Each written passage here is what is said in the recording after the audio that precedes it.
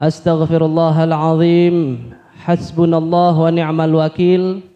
Ni'mal maula wa ni'man nasir. Allahumma salli wa sallim wa barik ala sayyidina Muhammad. Tibbil qulubi wa dawaiha wa afiyatil abdani wa shifaiha wa nuril absari wa diyaiha.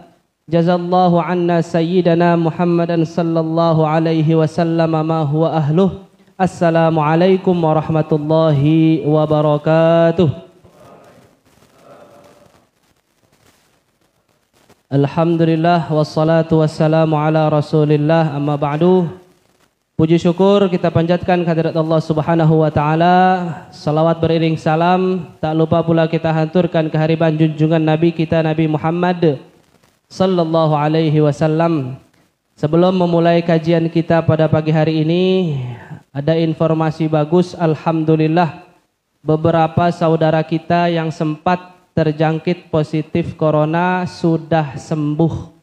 Banyak di antara mereka yang sudah sembuh. Yang isoman alhamdulillah sudah sembuh. Ketika saya telepon satu-satu yang sakit, alhamdulillah sudah bisa tertawa. Artinya penyakit corona ini bisa juga orang banyak yang sembuh. Tidak serta-merta banyak yang meninggal.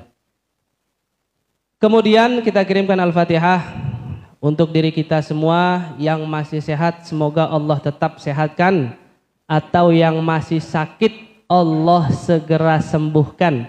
Allah hadirkan kebahagiaan di hati mereka, keyakinan kepada mereka bahwa kesembuhan Allah itu dekat. Ala hadhihi niyah Al-Fatihah. A'udzu billahi minasyaitonir rajim. Bismillahirrahmanirrahim. Alhamdulillahirabbil alamin arrahmanir rahim maliki yaumiddin. Iyyaka na'budu wa iyyaka nasta'in ihdinas siratal mustaqim. Siratal ladzina an'amta 'alaihim ghairil maghdubi 'alaihim. Alhamdulillah, kelihatannya mukanya cerah-cerah semua ini. Berarti artinya dompet sudah mulai sehat. Badan juga sehat. Alhamdulillah, insya Allah semuanya sehat. Tadi malam saya berangkat ke Ciledug, ke pesantren di daerah Sudimara. Itu dulu dia masuk ke zona merah, zona corona, zona merah. Ketika ngobrol sama beberapa kawan di sana, Masya Allah warganya sepakat Pak. Ketika ada yang sakit, nggak ada satupun yang mau baca berita corona. Saya tanya, terus hiburan di rumah apa? Saya nonton Sule Ustadz. Saya nonton Lapor Pak Ustadz. Jadi artinya memang sederhana kebahagiaan itu, sesederhana itu juga kesehatan yang bisa Allah kasih buat kita. Dan alhamdulillah di sana yang corona sehat semua, rata, sehatnya sempurna. Baik Bapak Ibu yang dirahmati oleh Allah Subhanahu wa taala. Alhamdulillah kajian 55 wasiat baginda Nabi Muhammad SAW kita sudah cukup jauh, kita sudah sampai ke hadis 42, du'aun lidhihabil hammi wa sadadid daini biiznillahi ta'ala. Di antara doa untuk menghindarkan kegundahan dan kegelisahan, serta doa buat menjauhkan kita terlilit dari hutang. Kalau sudah jauh dari terlilit hutang, artinya Allah cukupkan isi dompet kita. Kita punya rezeki di kantong untuk memenuhi kebutuhan kita. Baik, kita baca hadisnya. A'udzu billahi minasyaitonir rajim. Bismillahirrahmanirrahim. An Abi Sa'id Al-Khudri radhiyallahu anhu qala, dari Sayyidina Abi Sa'id Al-Khudri, seorang sahabat Rasulullah sallallahu alaihi wasallam, dakhala Rasulullah sallallahu alaihi wasallam dzata yaumin al-masjida fa idza huwa birajulin minal ansar. Satu ketika Rasulullah Shallallahu Alaihi Wasallam sedang berada di masjid, dan ketika Rasulullah berada di masjid, datanglah seorang laki-laki ke masjid. Wa huwa birajulin minal ansari yuqalu lahu Abu Umamata. Jadi laki-laki ini datang ke masjid, beliau laki-laki dari golongan Ansar. Dulu zaman Rasulullah kan ada dua golongan, golongan muhajirin dan juga golongan Ansar. Muhajirin adalah orang yang dari Mekah pindah ke Madinah, hijrah ke Madinah. Ansar adalah orang yang ada di Madinah, yang membantu sahabat-sahabat Rasulullah yang hijrah dari Mekah. Laki-laki ini namanya Abu Umamah. Jalisan fihi faqala. Jadi laki-laki ini Sayyidina Abu Umamah ketika masuk masjid beliau duduk langsung dekat dengan Rasulullah sallallahu alaihi wasallam. Faqala, ketika Sayyidina Abu Umamah duduk, Rasul ngomong sama beliau, "Ya Aba Umamah, mali araka jalisan fil masjidi fi ghairi waqti salatin." Wahai Abu Umamah, aku kok enggak pernah ngelihat engkau di masjid selain waktu sholat, kata Rasulullah Shallallahu Alaihi Wasallam. Kalau di kita kan ke masjid pada waktu sholat udah mantep banget ya. Kalau zaman Rasulullah waktu datang ke masjid waktu sholat masih ditanya juga sama Rasulullah Shallallahu Alaihi Wasallam. Kenapa Rasulullah nanya ini? Karena semua perkara dunia dan akhirat pada zaman Rasulullah itu diurus dan diselesaikan di masjid. Kadang kalau saya pribadi ngebayang juga gitu. Masjid kita gede, RT, RW, LMK semuanya di masjid gitu. Jadi punya kantor di pinggir-pinggir masjid gitu. Kalau ada apa-apa urusannya ke masjid, ada rapatnya di masjid. Karena memang itu yang dilakukan oleh Rasulullah SAW dan para sahabat, menyelesaikan semua perkara diselesaikan di rumah Allah Subhanahu Wa Taala di dalam masjid. Kemudian qala humumun lazimatni wa duyunun ya Rasulullah. Ya Rasulullah, susah hidup saya dan saya banyak hutang ya Rasulullah, sehingga bikin saya sibuk bekerja hingga saya ke masjid cuman pada waktu sholat. Jadi artinya Sayyidina Abu Umamah selain waktu sholat dia sibuk kerja aja. Kenapa? Karena hidupnya susah dan juga utangnya banyak. Qala, kemudian mendengar kisah itu, keluh kesah itu, Rasulullah bersabda kepada Sayyidina Abu Umamah, "Afala u'allimuka kalaman idza qultahu adhhaballahu azza wa jalla hammak wa qada 'anka dainak." Wahai Abu Umamah, mau enggak ente ane ajarin satu doa? Kalau ente baca doa ini, kegundahan hati ente hilang dan Allah yang melunaskan hutang. Bukan kita. Yang berhutang kita. Yang melunaskan Allah. Sama modelnya kayak kita sakit nih. Kan di antara penyakit yang Allah turunkan buat hambanya, itu tujuannya untuk menghapus dosa. Kita yang bikin dosa, Allah juga yang maksa untuk menghapusnya. Ini tanda rahmat dari Allah Subhanahu wa Ta'ala. Kan dikasihnya kita sakit, artinya Allah maksa kita buat hilang dosa. Dikasihnya kita panas, Allah maksa kita buat ingat api neraka. Begitu juga dengan hutang. Yang berhutang kita, yang puas kita, yang minjam kita, tapi Rasulullah ingin memperlihatkan betapa mahal luasnya rahmat Allah, Allah juga yang akan melunaskan. Banyak cerita, ada Habib Umar bin Hafiz, satu ketika tempat beliau di Hadramaut itu, pesantren beliau terlilit hutang sekitar 1 miliar. Ketika Habib Umar terlilit hutang 1 miliar, tentu satu-satunya cara berserah kepada Allah Subhanahu wa Ta'ala. Dan berdoa juga kepada Allah, karena segala usaha nggak bisa. Habib Umar punya pegawai-pegawai lah sebagai tata usaha. Jadi tata usahanya ini bilang sama Habib Umar, ya Habib, kita punya utang sekitar 1 miliar. Gimana kalau SPP santri kita naikin, kata pegawainya. Habib Umar melihat berhutang beliau mikir, oh enggak nih kayaknya dunia lagi ngajak bercanda saya nih, kata Habib Umar. Dikasihnya beliau hutang, beliau nganggapnya dunia lagi ngajak saya bercanda, kata Habib Umar. Pegawainya pusing pengen naikin SPP santri. Jawaban Habib Umar, kalau dunia lagi pengen ngajak saya bercanda, baik saya akan candain balik dunia, kata Habib Umar. Apa keputusan yang beliau ambil? Pegawainya minta dinaikin SPP, Habib Umar malah bilang turunin SPP setengah. SPP-nya 300.000. Kalau berhutang kan bagusnya dinaikin ya untuk menutup hutang. Tapi Habib Umar nggak ada cerita Pak. Turunin, malah diturunin biaya SPP-nya. Karena dunia lagi ngajak beliau bercanda. Kalau beliau terlalu fokus sama dunia selesai masalah. Tapi beliau nggak mau fokus itu. Beliau punya Allah untuk meminta. Diturunin SPP-nya, nggak lama dari itu ada orang kaya datang ke Hadramaut, bawa koper isinya 4 miliar. Luar biasa. Ini pelajaran luar biasa ini. Saya ketika dengar kisah ini belajar banyak sekali. Urusan dunia, ketika kita jatuh di situ, terfokus kepada itu, artinya kita sedang diajak bertarunglah sama dia. Bercandalah sama dia, candain balik. Maksudnya apa candain balik? Ketika kita terfokus sama dunia, lupa sama akhirat, lawan itu dunia. Itu cara yang diambil oleh Habib Umar bin Hafiz. Kemudian, ucapan ini kalau kita amalkan insya Allah, segala kegundahan hati hilang, dan yang punya hutang dilunaskan hutangnya oleh Allah Subhanahu wa Ta'ala. Nggak usah mikir bagaimana caranya. Biar cara Allah yang bermain.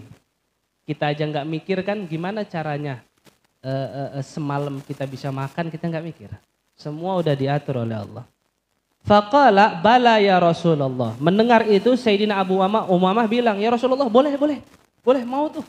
Saya mau tuh amalan itu yang bisa bikin gundah hati hilang dan hutang lunas.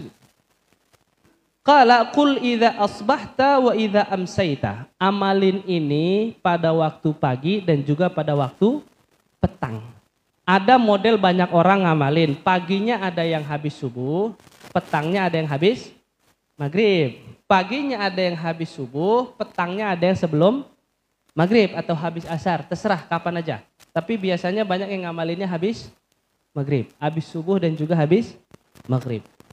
Kita sudah tahu semua doa ini. Kalau belum tahu, buka aja Google. Tadi saya udah ngecek sebelum ke masjid. Ketik di Google doa menghilangkan gundah. Klik gambar di Google itu langsung tuh banyak doa ini nih.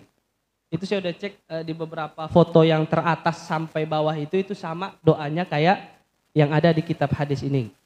Apa bunyinya? Allahumma inni a'udzubika minal hammi wal hazan. Hammun itu adalah qalqun nafsi an asya'in la ta'rifu masdaruh. Kegundahan hati yang kita nggak tahu sebabnya. Tiba-tiba takut aja. Tiba-tiba deg-degan aja. Tiba-tiba ngeri aja. Doa ini juga bisa bikin kita tenang ngadepin corona. Siapa yang pernah ngelihat bentuk corona asli, Pak? Bentuk asli nih, kita ngelihat kayak saya ngelihat Hakim, kayak saya ngelihat Mas Sarno kan gak kelihatan. Artinya kita dapat informasi corona itu ada, akhirnya hati jadi takut, hati jadi gundah. Pakai doa ini. Kalau nggak bisa bahasa Arab, ya Allah, jauhkan kegundahan dalam hatiku dan jauhkan kesedihan dalam hatiku. Selesai. Allahumma inni a'udzubika minal hammi wal hazan. Kemudian wa a'udzubika minal ajzi wal kasal. Ya Allah, aku berlindung kepadamu dari kelemahan dan juga rasa malas. Lemah ini al-ajzu itu masuk juga dalam bagian al-marad. Kalau orang lagi sakit tubuhnya lemah. Kalau orang lagi nggak fit tubuhnya lemah. Jadi kalau Islam batuk iya, pilek iya, sesek iya, nggak bisa makan iya, kadang bingung juga apa bedanya pancaroba sama corona itu ya. Banyak yang batuk, pilek segala macam gitu. Tapi nggak apa-apa. Doanya, ya Allah, aku berlindung kepadamu dari kelemahan. Tujuannya apa? Supaya Allah beri kekuatan. Aku berlindung kepadamu dari kemalasan. Termasuk orang sakit, hal paling malas dia kerjakan apa Pak? Makan. Karena mulut nggak enak. Ini juga bisa jadi pemacu buat makan, buat minum, buat semangat hidup dan nggak takut dengan penyakit. Kemudian wa a'udzubika minal bukhli wal jubn. Aku berlindung kepadamu ya Allah dari pelit dan juga pengecut. Memang dalam kondisi sekarang ada dua orang berbeda pendapat, ada yang takut sekali dengan ini, ada yang sangat berani sekali dengan ini gitu. Seandainya Bapak Ibu ada yang benar-benar takut, takutnya tuh ampun gitu, lebih takut ke corona kadang ketimbang ke Allah gitu, takut banget gitu. Doanya pakai ini, biar tidak hadir rasa pengecut kita gitu.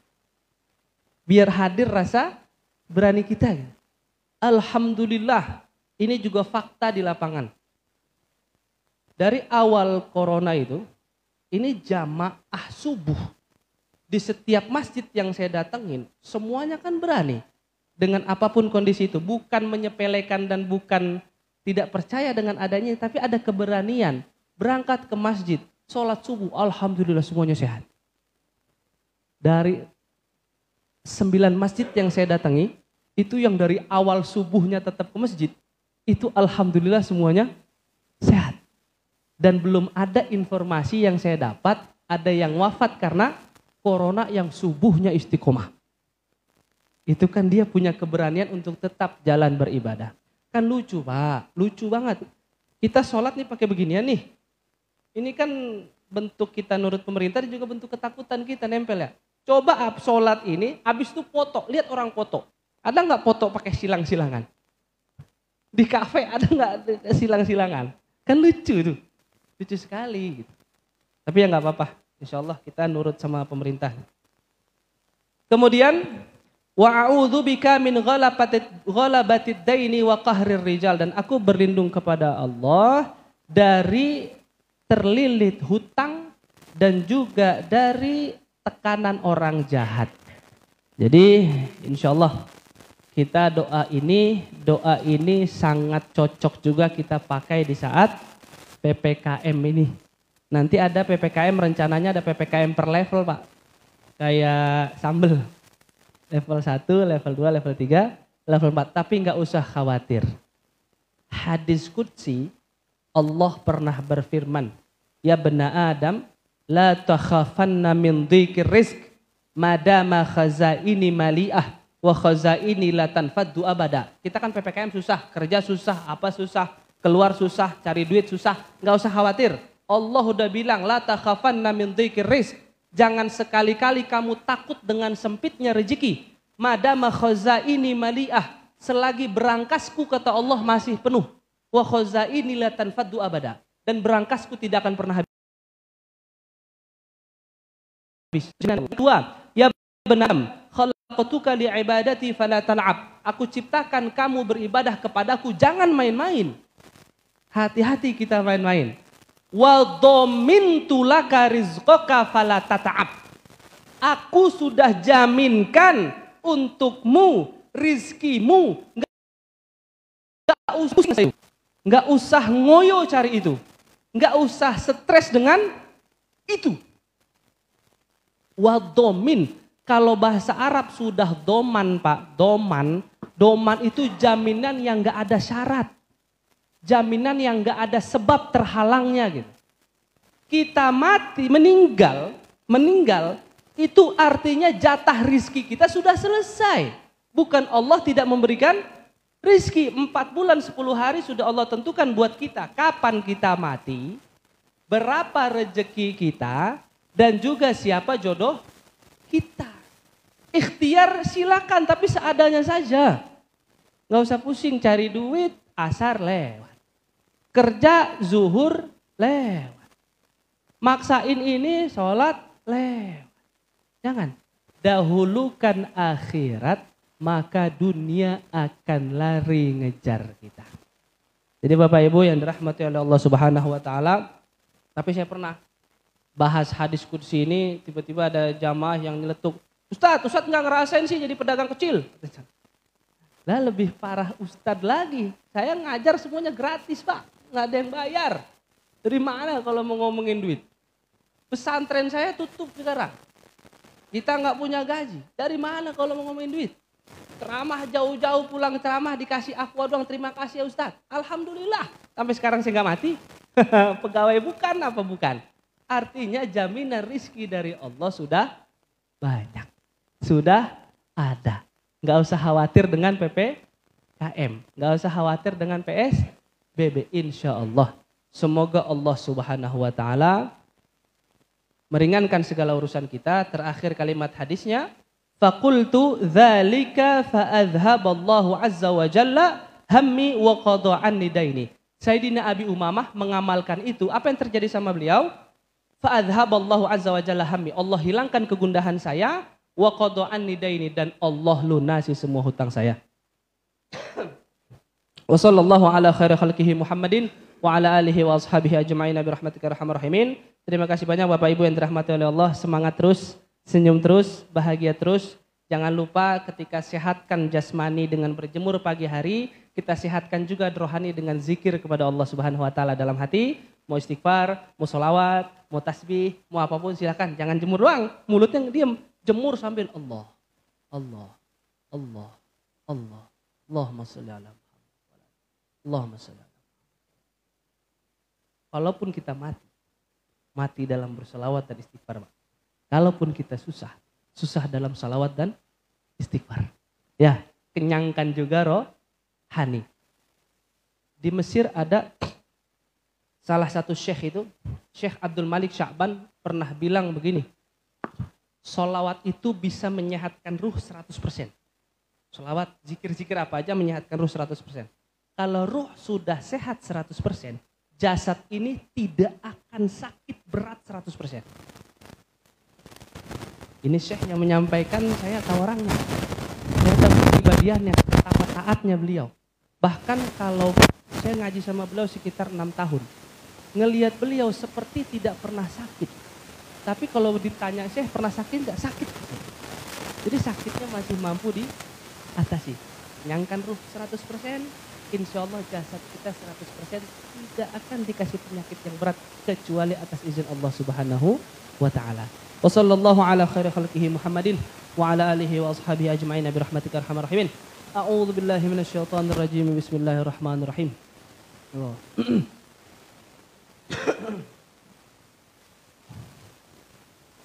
A'udzu billahi minasyaitonir rajim. Bismillahirrahmanirrahim. Allahumma shalli wa sallim wa barik ala sayyidina Muhammad wa ala ali sayyidina Muhammad walhamdulillahi rabbil alamin. Allahumma inna nas'aluka bihaqqi bismillahirrahmanirrahim wa bi fadli bismillahirrahmanirrahim wa bi karamati bismillahirrahmanirrahim wa bi jabaruti bismillahirrahmanirrahim wa bi malakuti bismillahirrahmanirrahim. Allahumma ya man huwa kaf ha ya ain sad irfa' qadrana ya Allah washrah sudurana ya Allah waqdi hawaijana ya Allah wastur uyubana ya Allah yassir lana umurana ya Allah waghfir lana dhunubana ya Allah. Allahumma ja'alna min ibadika salihin waj'alna min ibadika syakirin ya arhamar rahimin. Bifadli subhana rabbika rabbil izzati amma yasifun wa salamun alal mursalin. Allahumma dafa'anna al-ghala wal waba wal fahsya wal fitan ma zahara minha wa ma batan min baladina hadha khassah wa min buldanil muslimin 'ammah birahmatika ya arhamar rahimin walhamdulillahi rabbil alamin. Wassalamualaikum warahmatullahi wabarakatuh.